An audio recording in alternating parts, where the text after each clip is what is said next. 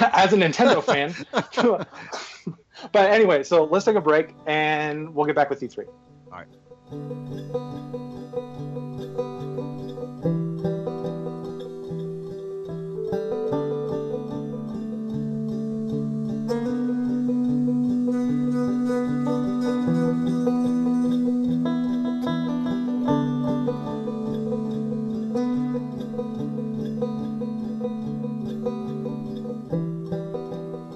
And we are back.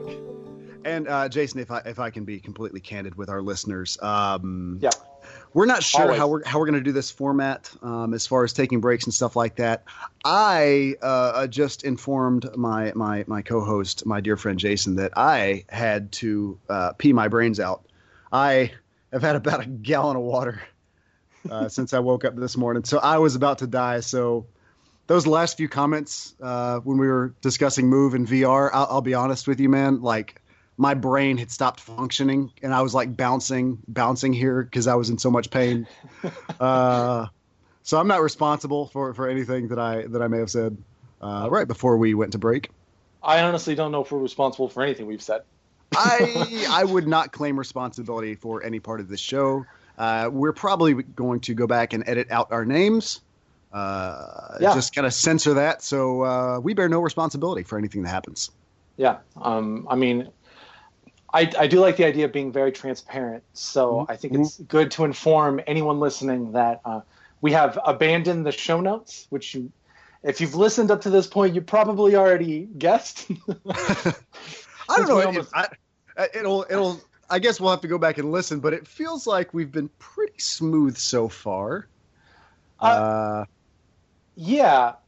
no, and it's completely fine. I mean, I would rather have a series of honest conversations where we just talk about a whole lot of stuff. They have to be kind of, restrained by strict show notes or an outline. Yeah, and I guess I'll also take the opportunity to say, this is, again, it's just us being honest and just enjoying a good conversation. But if you have any ideas, any questions, comments, snide remarks, stuff you'd like to hear from us, you can always reach out to us. And do we have everything set up for people to reach out to us, I believe, Jason? Everything will be good to go as soon as this is posted. Oh, very good. So yes, yeah. So we'll drop all the information for you. But yeah, like, we always welcome people to reach out and ask questions and get involved and just make this a group effort, I guess, so to speak. Yeah, 100%. Like we may be talking about a lot of stuff in a very roundabout way. So if we got something wrong and you want to call us on it, tell us. You can shoot us an email. You can bug us on Twitter. Like, anything you got. Love us, hate us, give it to us. Well, to jump back into our discussion, right before the break, we were kind of talking about some different technologies that had come about through the years, the Move and VR. And we had mentioned this twice. You've mentioned it. I've mentioned it. So I believe it's time we get into E3. And the biggest game show of the year. See what we expect, what's announced. Expect nothing, and you'll probably still be disappointed. Yeah, that seems to be... of course I'm talking about Nintendo. For all the Nintendo fans out there, don't get your hopes up. Just keep them, just press down. Just when that hope starts to rise, no, just stop it. Just press it back down. Don't let it get out of control on you. Just remember who you're talking about. Now, I need to preface all this by saying the reason why I'm giving Nintendo a hard time is they have done something that I don't think any of the platform creators or holders or manufacturers, whatever we want to call them, the first parties have ever done. And that is this year at E3, Nintendo's presence will be apparently solely focused around one title, and that is The Legend of Zelda. Now, Zelda is my favorite franchise. Ocarina of Time is maybe my favorite game ever. Definitely top 3 if it's not the favorite. So I am a huge Nintendo fan. I think at this time at this point in time, I can call myself a loyal Nintendo fan for as long as I've stuck with them. So, you know, we can make a little fun. You know, we can bust a little balls just because we love them. Like, I love Nintendo. I really root for Nintendo, maybe more than anyone else in the space. So for them to kind of pull back this year, like Nintendo, I think it was on one of the Kind of Funny podcasts I was listening to the last week or so, where they were talking about how Nintendo, when you're at E3, Nintendo is the booth like you really seek out. You proactively, you head to Nintendo because you are guaranteed to play a lot of great stuff and have a lot of fun. Yeah. If you go to Sony's booth, which is in the same hall right across the road, the big titles, they're not playable on the floor more often than not. They may have a private session for some of the big media outlets or journalists. In the past, in 2013, when I was at E3, when we were at E3, like they had kind of private booths up like on a second floor. Yeah. That was reserved just for the big boys. And last year at E3, you couldn't play some of the games that they showed off at their press conference, like Uncharted 4 and Horizon and The Last Guardian. There was a showcase, about a 45-minute long showcase, where they played chunks of each of those three games. And you would walk into a theater, watch like 15 minutes of Horizon, then the entire theater would get up and move to the next room to then watch 15 minutes of Last Guardian, and then finally 15, 20 minutes of Uncharted. But you don't get the hands-on approach all the time. Now with Nintendo, sometimes one of the big titles, if they're not ready to be played, Nintendo's not going to let you play them. Anybody? No one. Nobody gets to touch that bad boy. Oh crap! Tried to mute that. Yeah. So like I think it was 2013 when they revealed Smash Brothers for Wii U and 3DS via their Direct. Like, that was not playable on the floor. They had videos playing the whole time as Smash Brothers, but you had to wait till the next year in order to actually get hands on. Yeah. Zelda is a title that's been like that in the past. Like, we've seen Zelda now at several Nintendo Directs because Nintendo has foregone having a press conference like Microsoft or Sony, and they're instead having they like having Directs which are very polished, edited video presentations that are then live streamed. Which, actually, I mean, I don't blame them for making the change, because the last live conference that Nintendo had was 2012, and it was the Wii U launch year. And that was a conference that was, criticized is putting it politely. When your big title for your console launch is Nintendo Land, and they end the conference not on some big like revelation or big announcement. They didn't say, and now here's Metroid Prime 4, or here's Mario Galaxy 3.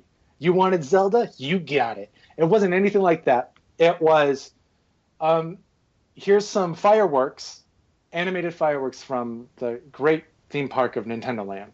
One of the best moments of E3 history. Well, in a way. I'll say infamous. One of the most infamous moments of E3 history. But the whole conference was kind of like that. Didn't a game get pulled at the last minute and they had to fill it with something? Did it? I don't. I didn't mean to say it like that. I remember something like that. Like they were going to show a game, or I hope I'm not getting things mixed up, but I feel like they were going to show a game, and then they pulled it, and they had to put something there. Mm-hmm. I can't remember. I'd have to look that up and double check. But yeah. I don't know. I don't know what it would be.